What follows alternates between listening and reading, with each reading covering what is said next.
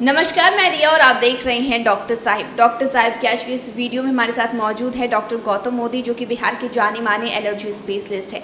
तो डॉक्टर साहब, सबसे पहले तो बहुत बहुत स्वागत है आपको हमारे चैनल में। धन्यवाद रिया। डॉक्टर साहब के सभी दर्शकों को मेरा अभिनंदन। डॉक्टर साहब, अगर बात करें कि पिछले वीडियो में आपने बताया था कि पूरी तरह से एलर्जी का जो इलाज है वो संभव है, इस दरमियान क्या करना चाहिए, क्या नहीं करना चाहिए, कि मैं चाहूँगी कि इस बारे में आप थोड़ा विस्तार से बता दें।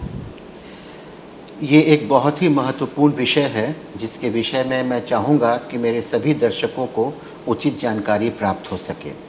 जैसा पिछली वीडियो में मैंने बताया था कि एलर्जी का उपचार संभव है, तो एलर्जी का उपचार करने के लिए पहले इस बात की जानकारी होना बहुत आवश्यक है कि आपको एलर्जी किस चीज़ से है।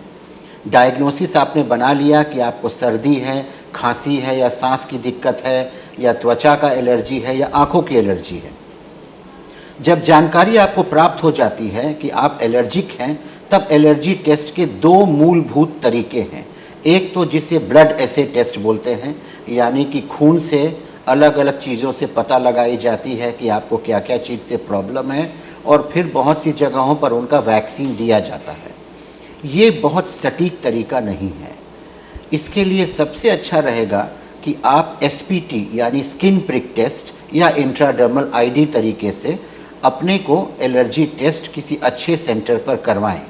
इस प्रक्रिया में जितनी भी चीज़ों से एलर्जी मिलती है, एक एलर्जी विशेषज्ञ उन चीज़ों की वैक्सीन रखता है जो थोड़ी थोड़ी मात्रा में त्वचा के ऊपर दे करके और उनसे जानकारी प्राप्त करती है वहाँ पर हुए सूजन के भरोसे या उस बेसिस पर कि आपको उस चीज़ से एलर्जी है कि नहीं।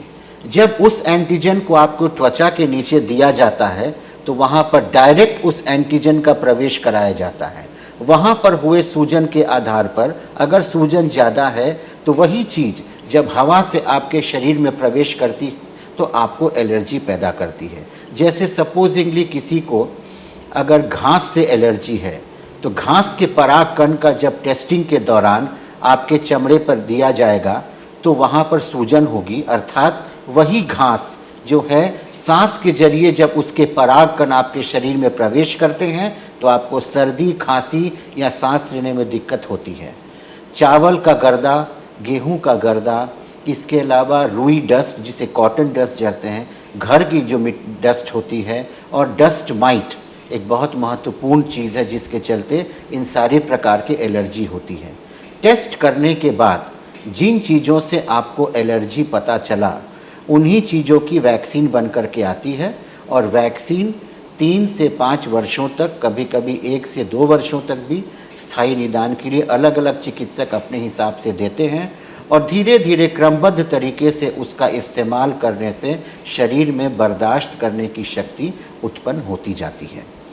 भविष्य ये है कि आजकल हम ओरल वैक्सीन की भी बात कर रहे हैं, यानी कि जब जो वैक्सीन अभी उपलब्ध है उसे फ्रिज में रख करके और हर 4 दिन पर या 7 दिन पर एक टीके के रूप में लेना जाता है। हो सकता है कि आने वाले समय में ओरल वैक्सीन ज़्यादा प्रचलित हो जाए, यानी जिसे ड्रॉप के रूप में हम सुबह में जीभ के नीचे ले सकेंगे। यानी कहने का सारांश ये है कि आपको अगर ये कन्फर्म हो गया, पता चल गया कि आपको एलर्जी की बीमारी है, तो आप इस चीज़ को किसी भी एलर्जी रोग विशेषज्ञ से पता लगा लीजिए। पता लगाने के बाद अच्छे सेंटर पर एलर्जी की जांच कराइए। इस चीज़ को जानिए कि किन किन चीज़ों के संपर्क में आने से आपको एलर्जी होती है, और फिर उसका सटीक उपचार यानी इम्यूनोथेरेपी लें। इससे आप 100% एक सुखी जीवन और एक निरोग जीवन व्यतीत कर पाएंगे। डॉक्टर साहब, जैसे कि आपने बताया कि जो एलर्जी का इलाज है वो किस तरीके से किया जाता है, अगर बात करें कोई ट्रीटमेंट करा रहा है तो उसको उस दरमियान किस तरीके की सावधानी बरतने की ज़रूरत है? एलर्जी के इलाज के दौरान इस बात का ध्यान रखना है कि जो दवाओं का सेवन आप करते हैं, दवाओं के सेवन को बंद नहीं किया जाता है। धीरे धीरे इम्यूनोथेरेपी के द्वारा जैसे जैसे शरीर की प्रतिरोधक शक्ति बढ़ती है, हम दवाओं के खपत को धीरे धीरे कम करते जाते हैं। इसके अलावा सभी चीज़ों से ऊपर अंततः परहेज माना जाता है। परहेज शुरू में बहुत कड़ाई के साथ पालन होता है, धीरे धीरे करके उसमें भी ढिलाई दी जाती है। यानी थोड़ा सा भी अगर अमरूद खाने से किसी व्यक्ति को लगे कि हमको दिक्कत हो जाती है, 6 महीने साल भर इलाज होते होते उसे महसूस होता है कि अब वो शायद थोड़े आराम से अमरूद नामक फल का सेवन कर सके, दही खा सके, केला खा सके। पर इम्यूनोथेरेपी लेने के बावजूद भी आपको समय समय पर आवश्यकता अनुसार दवा का सेवन और परहेज निश्चित रूप से रखना चाहिए। तो शुक्रिया डॉक्टर साहब, जो आपने जानकारी दी है कि एलर्जी में किस तरीके से इलाज किया जाता है और ट्रीटमेंट क्या है, साथ ही बचाव, जो उस तरीके से इलाज के दौरान बचाव क्या करना है, उसके लिए जानकारी दी, उसके लिए बहुत बहुत शुक्रिया। शुक्रिया रिया जी। तो आप डॉक्टर गौतम मोदी को सुन रहे थे, जिन्होंने पूरी जानकारी हमारे साथ साझा की है कि किस तरीके से इलाज किया जाता है, इस दरमियान क्या नहीं करना चाहिए और क्या करना चाहिए, इस विषय में पूरी जानकारी दी है। तो इस विषय में आप क्या सोचते हैं, हमें कमेंट कर ज़रूर बताएं। चैनल को सब्सक्राइब कर लें, फेसबुक पेज को लाइक कर लें। साथ ही डॉक्टर साहब से आपके क्या सवाल है, हमें कमेंट करिए, मेल के माध्यम से भेज सकते हैं। वीडियो देखने के लिए आपका शुक्रिया।